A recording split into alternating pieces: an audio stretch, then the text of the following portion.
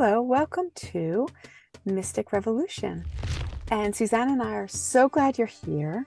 This is episode 52, and it's our fourth episode can you believe it already, in our season 5. So before we get going, let's do a little meditation. Notice your body, notice your skin. Notice the chair you're on or the floor you're standing on. And feel that. Feel how the earth is supporting you. And let's breathe. And just as we breathe, breathe in. And when you release, just release yourself that much more for the earth to support you. And breathe. And as you breathe out, let's breathe out everything that is stale or old or not you. All the dust, let the dust just settle down, settle out.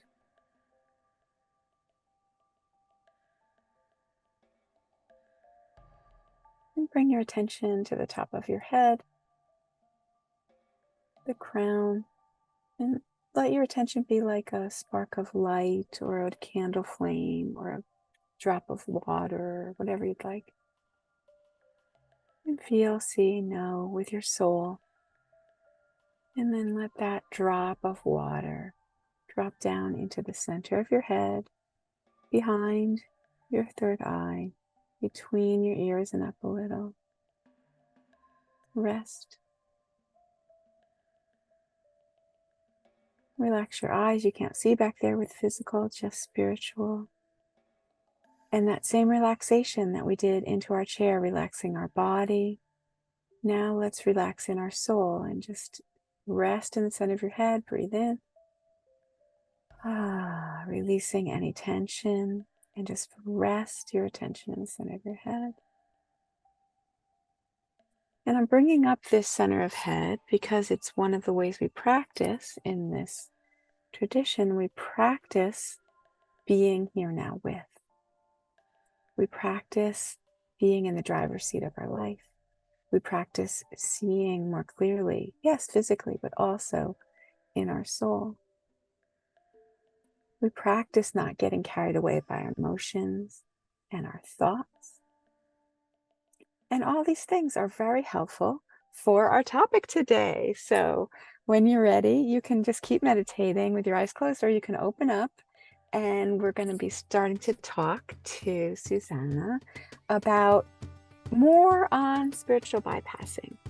Yeah, more on spiritual bypassing. And I think what you brought up about emotions and all the energy that, that we can fall into, like if something happens or that we're having an experience about something, and the ability to not have that be the driver in our lives. Now, our practice allows us to help with that, but when we're going into the practice or into the topic of spiritual bypassing, what I notice in that, and I'll just speak from my own experiences in the past of feeling that I was spiritually bypassed. It's when someone,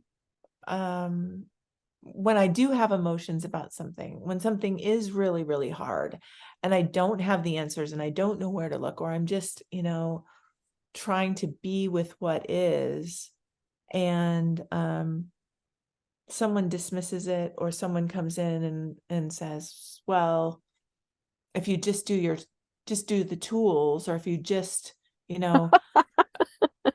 or, obviously, whatever, you flunked out of healing school, otherwise you wouldn't be doing that. I mean, I'm joking about that, but just like that feeling, right? That like, because I'm going through an intense time, I'm obviously missing something, not getting it, not being in my practice.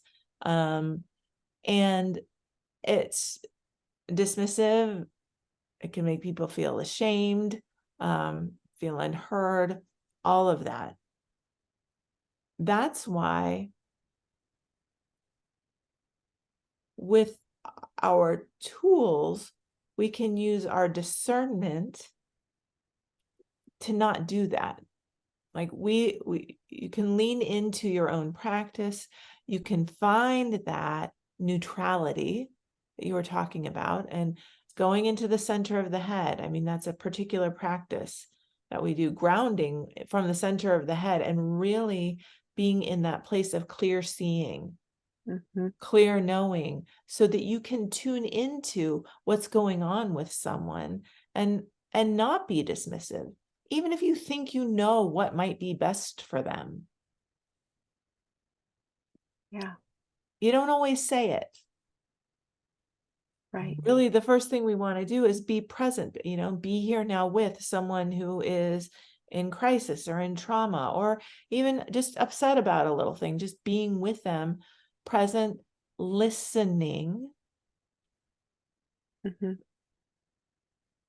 Before we jump in with some big response, before we whatever, right? And I think spiritual bypassing is when we don't do that. And it can be done, it can come out of different motivations, right? I think I know, or I think I know a lot, so I know that this is the remedy for that problem. Yes. Or it could be like, I don't feel comfortable with this person's emotions. I just want to fix it. I want to fix it. Yes.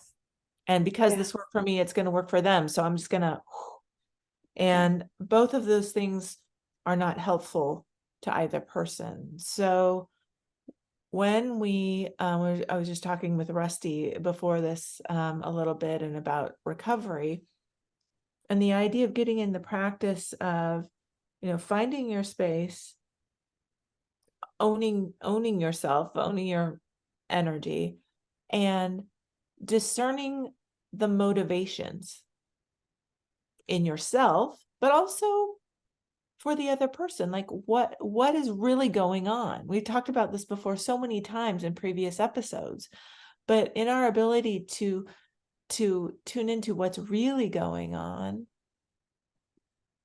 then we're going to know, right? Yes. What to do. And if we're being honest, and we can be honest and say, well, I know I'm struggling with not enoughness, or I know I'm struggling with whatever, needing to be seen. So I've got to make an impact. So I've got to say something, or whatever it is. We can be honest about it and kind of pull in the reins a little bit. So, yeah, I just wanted to say that. It's so helpful. Yeah. And it's so funny. I had to laugh when you started, because it's like any sentence that starts with, if you just. Right. No, I mean, I don't want to say can't be, it's going to crash, that sentence. Like, I know it's going to take a miracle to pull the airplane out of that one. Yeah. And it's just pure competition. It's pure competition, which is built on pure invalidation, not the sacred truth. And I was thinking, when you were doing it, the picture was coming when you were talking about, if I really knew what was going on with you, then the crying or whatever that was happening would make full sense. If I really knew the whole story, if I really saw the whole picture, if I was really standing in your shoes. But I'm not, and I'm not unwilling to go there with you, and therefore I'm going intellectual and judging. Which is, it's a thing we do, and but it's something that we can unlearn. So it's really funny. I'm noticing on social media with myself in the last 6 months or something. I've always noticed it, like there's all this competition, judgment, yada yada. But there's nothing I can say to it, because anything I say, even though as gentle as I am or whatever, it's just like, I can't, even when I'm purely not in competition, purely not meaning to be competitive, it never lands. It's always like, oh, how dare you? You're saying they're judging, but you're judging, right? So like, I can't do it well enough. And it's a temptation to try to fix it. It's just like, let it go. Okay, that's their opinion. I can't say anything about the judging and the competition that doesn't seem competitive and judgmental, and maybe it is. So it's really a strange thing to be just like the only, it's like um, the only way to win is to not play. Well, yeah. I mean, in a way, I mean, unless it's like stepping in to really prevent someone from being harmed, right? Okay, yeah.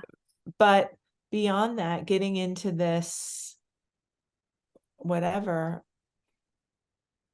I mean, sometimes I think the most powerful and helpful thing is being silent Hmm. and Yeah, let whatever's going on, like let the energy just dissipate yeah, on its own. yeah. And, I mean, I have been judgmental. I had periods of where I've been really judgmental. I mean, I grew up in a highly, highly, highly, highly, highly critical environment. So of Mhm. course, right? And I'm sure the people that, raised me had that going on too, right? It's just, and Yeah. so of course that's in the mix. Mhm. And at I mostly turned it in on myself, but Yeah. even in that, like it's almost automatic that there's going to be some of that projection out on other people. It just Hmm. is. Right. And so, I mean, I got to a point where I realized that, and of course I started judging and criticizing myself for it. Mm. But then it's like, just stop. Yeah. And if you can do it with yourself, then you can also do it with other people. Well, It's, yeah, it's the same thing, right? it It's like is. we're in the waterfall of judgment, whether it seems to be directed at them or it seems to be directed at us.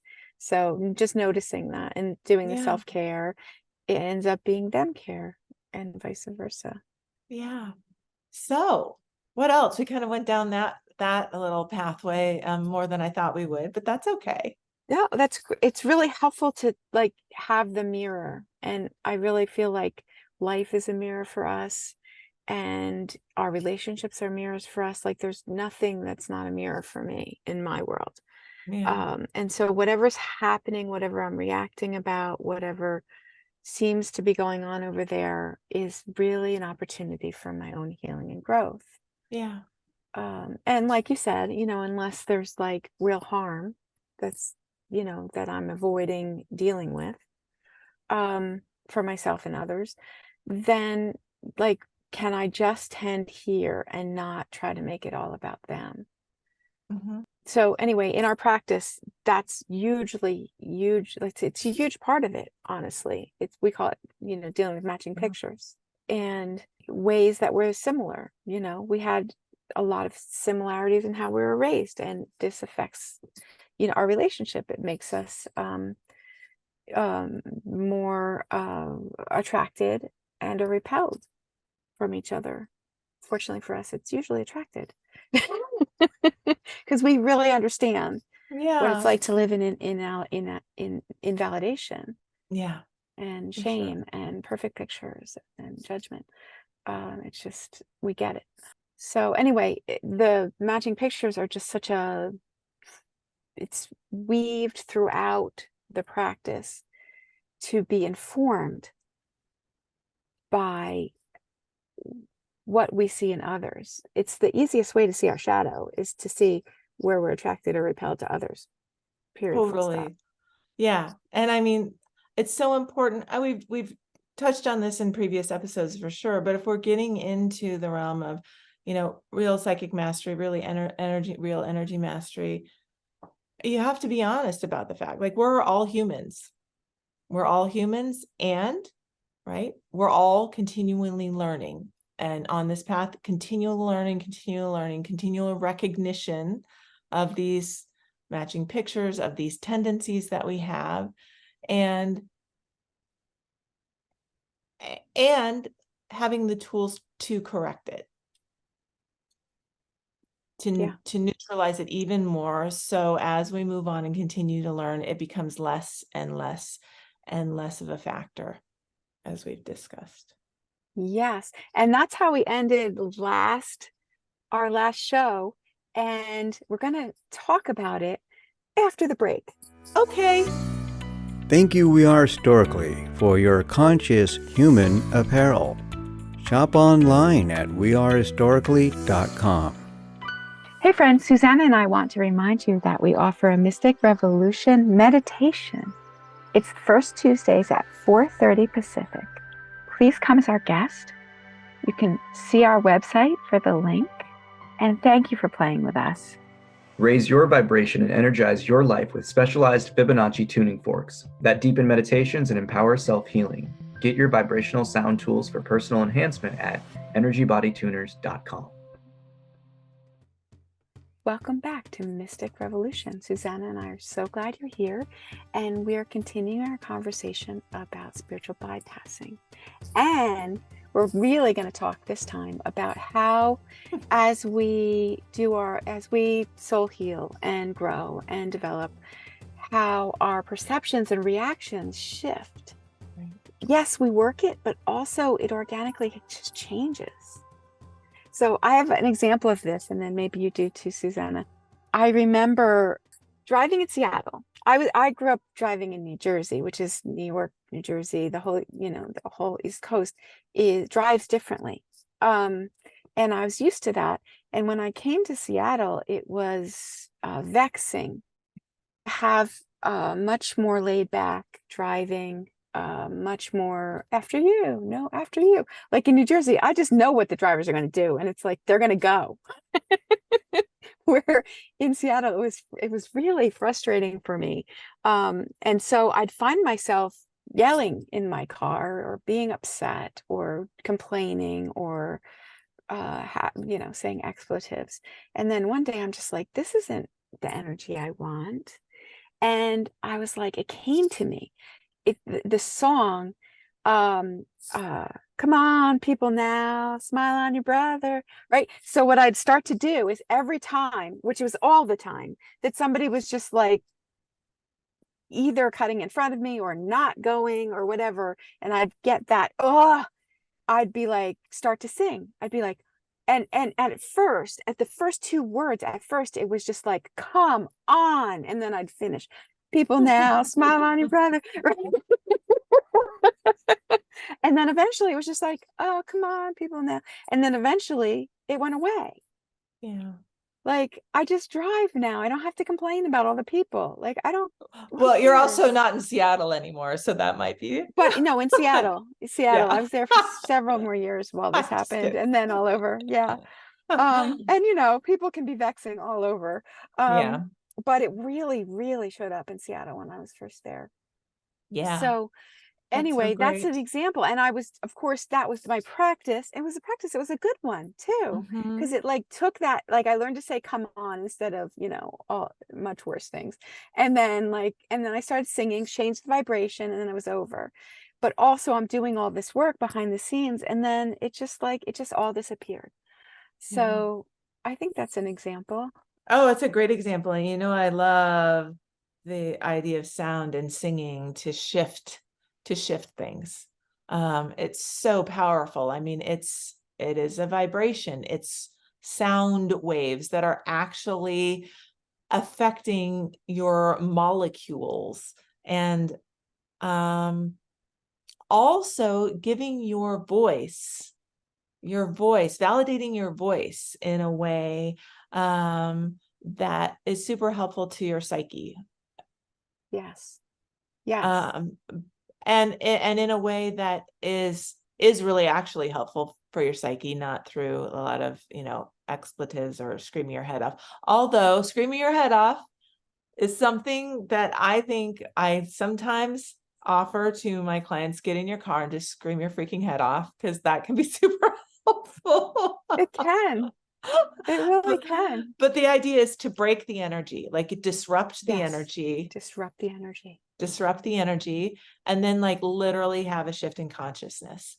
And I think that's what we're talking about, like in this, like shifting consciousness. It's not just changing emotions. It's not just, it's literally embodying a different state of consciousness. Yes, in which it's all right. It's all Yeah, right. it's fine. And yeah, and it's not, and it's, I think it's, I want to bring up again, we've said it, but I want to bring up again, like, it's not burying the feelings. Mm-mm. It's, and it's not trying to micromanage our thoughts or our words. No, It's something much deeper. it's something much deeper. And I just want to, just in our conversation about this with this season of psychic mastery, you just made me think back of all the times, right, that I engaged in whatever, right? The judgment of myself or others, the mind spinning, the getting angry at, someone who is too slow to cross the crosswalk or something. I mean, what a waste of time. What a waste of time. And when we can, and this is important, and of brain space and of soul space and of all of that. And this is why we're talking about it, because when you start getting into the realm of psychic mastery, you actually need all of that space. Like, Yes. that space gets to be used for something else, because this stuff isn't such an issue anymore. It's not Yes. constantly nipping at your heels. You don't get triggered. Yes, I think this is something I don't hear in the spiritual space very much, and it's so important as we, turn down the worrying. That creative energy can be used for other things. As we Yeah. turn down the constant complaining and judging, Yeah. then that it opens up all this space where we can be enjoying the beauty. We can be creating the next thing. We can be being in love with who we're with. There's just all this space that gets taken up by a lot that doesn't have to be.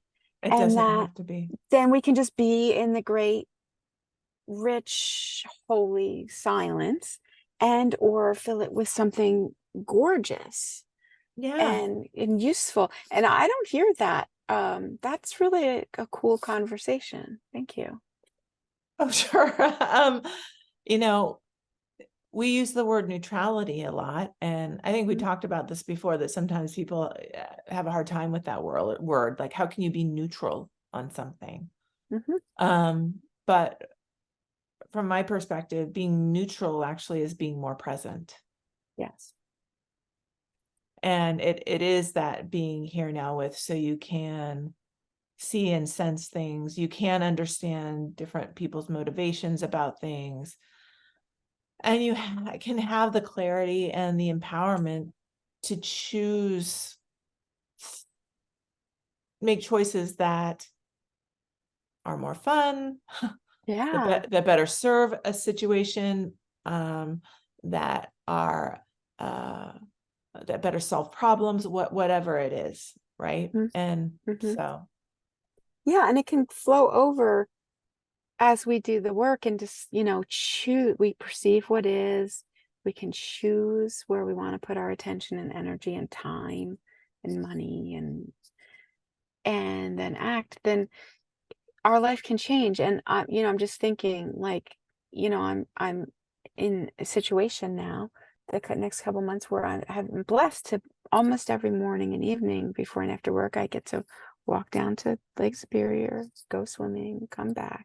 Right? That takes time. And people are like, I don't have time for that. It's like, well, it takes creating a life in which I don't have the time, need to put the time somewhere else. If I'm not commuting, then I can walk and swim, for example. Like, it's just like, what do I choose to put it? It's like, instead of being like, it's all just happening to me, I have to live in a house and I have to fill it with stuff and the house is great, but it takes energy.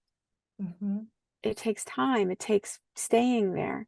So, like, we can just have these choices of where do we want to put our time, energy, money, attention, focus. yeah. And like taking responsibility for that is part of the mastery that we're talking about. And it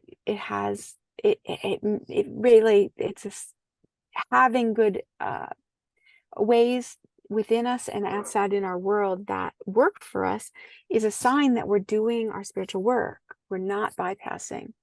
Yeah. So one of the things in this conversation that I remembered is that finding balance. And so what happened for me is that up until when I started this training, this kind of training, I was overwhelmed. You can relate to this. I was a big empath. I took on a lot of people's emotions and energy, which made me ill. And I had spent my life basically depressed or melancholy a lot, my whole adult life. And of course that, that was related to, I cried and I did all these things. And then when I did the basic information, I shifted and I took energy away from that. And I went a little too far the other way. That's why I'm bringing up. I went a little too far the other way, pretty much in the core program, which for me was 2 years. I pretty much didn't cry ever. So I went from like crying all the time to crying like not at all for like basically 2 years. And then stuff happened, and then I was crying like every day for 6 months because it was a terrible thing that happened that I had to work out for myself. And I think like there's so many good reasons of why that happened, but one of it was that I'd gone out of balance. I went from having the body's communication turned way up and dominating my life to having it turned way too far down. Yeah. And not giving my body the chance to emote when it needs to and so this is really important. We're not saying that emotions don't matter or that they don't get to drive the car, and they matter. And when we get out of balance, it can be detrimental.